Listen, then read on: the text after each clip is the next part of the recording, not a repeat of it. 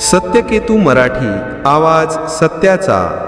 गंगाखेड नगरपालिकेच्या सार्वत्रिक निवडणुकीचा निकाल आज जाहीर झाला असून नगराध्यक्षपदी राष्ट्रवादी काँग्रेस पार्टी अजित पवार गटाच्या उर्मिला मधुसूदन केंद्रे यांनी दणदणीत विजय मिळवला आहे। नगर परिषदेच्या एकूण 13 प्रभागांमध्ये ही निवडणूक पार पडली होती। या निवडणुकीत यशवंत सेना आणि गंगाखेड शहर विकास आघाडीने सर्वाधिक 15 जागांवर विजय मिळवत आपले वर्चस्व सिद्ध केले आहे। तर दुसरीकडे राष्ट्रवादी काँग्रेस पार्टी अजित पवार गटाचे 7 नगरसेवक विजयी झाले असून नगराध्यक्षपदासह राष्ट्रवादी काँग्रेसचे वर्चस्व कायम राहिले आहे।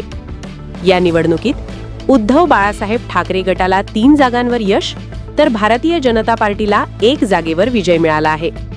गंगाखेड नगर परिषदेत आता सत्ता समीकरणे स्पष्ट झाली असून नव्या नगर परिषदेचा कारभार कसा असेल याकडे शहरवासियांचे आणि राजकीय वर्तुळाचे लक्ष लागले आहे। अधिक अपडेटसाठी पाहत रहा सत्यकेतू मराठी न्यूज गंगाखेड।